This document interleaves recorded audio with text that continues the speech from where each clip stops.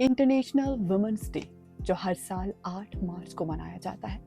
जहां दोस्तों इस दिन को मनाने का मकसद उन खवातीन को अप्रिशिएट करना है जो अपनी मेहनत से, प्यार से, लगन से, हौसले से आगे बढ़ रही हैं और अच्छे अच्छे काम करके देश का ऊंचा नाम कर रही हैं।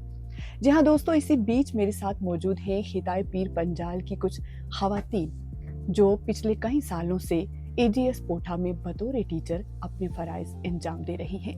मेरे साथ मौजूद हैं एजीएस पोठा की वाइस प्रिंसिपल, उनके साथ मौजूद हैं साइका मैम और उनके साथ मौजूद हैं इरम मैम।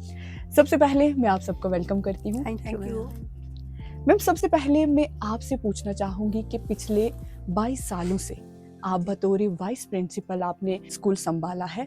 आज से 22 साल पहले और आज माहौल किस तरीके का है? एक लंबा अरसा गुजरा है और आपने क्या ऑब्जर्व किया?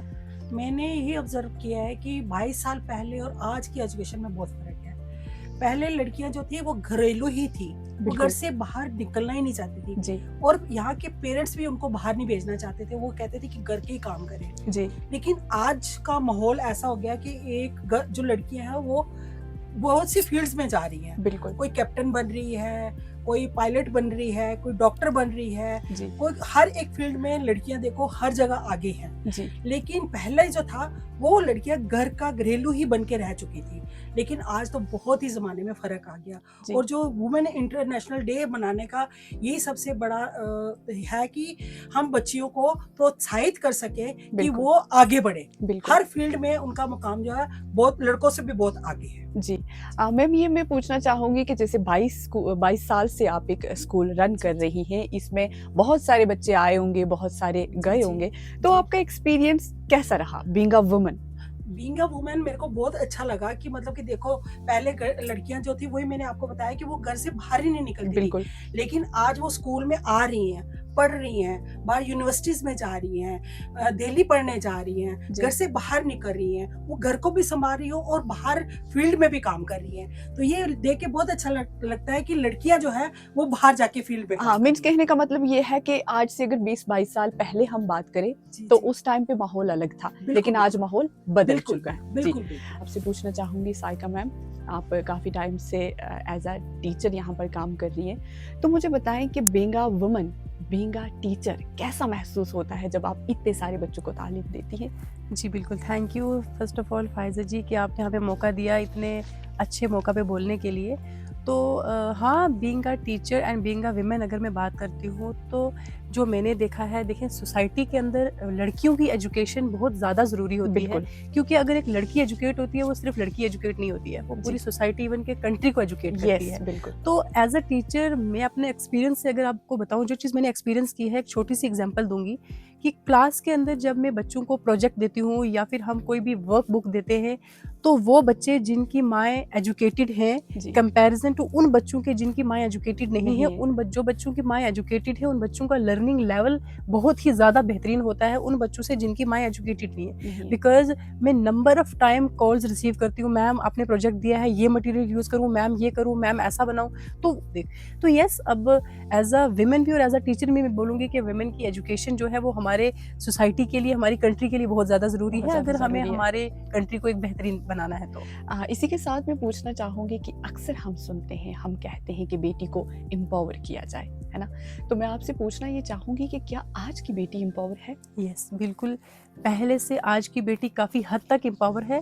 देखें, अगर हम साइंस की में देखें, स्पोर्ट्स में देखें, म्यूज़िक में देखें, हर एक जगह पे लड़कियाँ अपना नाम बना रही हैं, काफ़ी रोशन करती हैं, बेहतरीन कर बिल्कुल। रही हैं। जी। लेकिन फिर भी मैं ये चाहूँगी कि लड़कियों को और भी ज़्यादा अपॉर्च्युनिटीज़ मिलनी चाहिए, उनको और ज़्यादा सपोर्ट मिलना चाहिए ताकि वो अपनी कैपेबिलिटीज़ को यूज़ करके सोसाइटी को सर्व कर सकें। जी। तो अगर आपकी इजाज़त हो तो मैं एक शेर कहना चाहूँगी हाँ, इसके साथ बिल्कुल। में जी। कि उड़ान बाकी है, हौसलों का इम्तिहान बाकी है।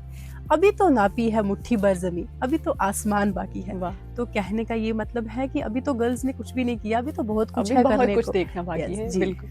आपसे बात करके बहुत अच्छा लगा। इसी के जी। साथ मैं आपसे पूछना चाहूँगी कि कितना टाइम हो गया आपको यहाँ पर टीचिंग करते और कैसा एक्सपीरियंस रहा? मैं यहाँ पर पिछले 5 साल से काम कर रही हूँ और जी। मेरा एक्सपीरियंस यहाँ पे बहुत अच्छा रहा। बीइंग अ टीचर आप हमेशा एक प्रोसेस में ही रहते हो, एक लर्निंग के प्रोसेस में ही रहते हो। बिल्कुल। मतलब आप अनस्टॉपेबल हो जाते हो जब आप नया सीखते रहते हो। तो जी। बहुत अच्छा रहा मेरा यहाँ पे एक्सपीरियंस। और इसी के साथ मैं चाहूँगी कि आप उन ख़वातीन को, उन औरतों को जो हमें देख रही हैं, इंटरनेशनल वुमेन्स डे के मौका पर उनके लिए क्या मैसेज रहेगा, क्या कहना चाहेंगी उन्हें? जैसा कि मैम ने कहा कि पहले टाइम पे लोग जो लड़कियां आती थी यहाँ पे तो वो घरेलू ही बन के रह जाती थी। ऑब्वियसली लोगों की मेंटालिटी और उनका मतलब ऐसा ही रहता था कि जो औरत घर के अंदर है और चार दीवारी के अंदर है, she is considered as a वो रिस्पेक्टफुल हाँ। वुमन। तो जो बाहर जाती है वर्किंग वुमन है तो उसे उस नज़र से नहीं देखा नहीं दे, जाता था। शायद वो अच्छी नहीं है, उनकी मेंटालिटी ऐसी हाँ, ऐसा हाँ, रहता था। जी, बट अगर हम देखे जाए तो कोई रिलीजन भी ऐसा नहीं सिखाता है। अगर जी। हम ऐसा टाइम कंसीडर करें कि प्रॉफिट्स के टाइम से देखा जाए तो we have number of such womens, जैसे हजरत खदीजा रजी अल्लाह अन्हा, तो वो उस टाइम की मानी हुई एक क्या थी, बिजनेस वुमन थी, बिल्कुल। जो कि उनकी फर्स्ट वाइफ थी। और सेकंड हजरत आयशा रजी अल्लाह अन्हा जो थी वो क्या थी, एक अच्छी बहुत ही जानी मानी स्कॉलर्स थी। जी, और एक और औरत हैं जो रफ़ैया अल इस्लामी, यस। वो क्या थी, वो फर्स्ट वुमेन थी जो नर्स बनी थी, डॉक्टर भी थी और साथ में वो क्या करती थी, मेंटर भी थी, टीचर भी थी, सिखाती थी लड़कियों को नर्सिंग कैसे करना है। जी, बहुत सारे वॉर्स में हज़रत मोहम्मद सल्लल्लाहु अलैहि वसल्लम के साथ वो एक कंपेनियन बन के रही।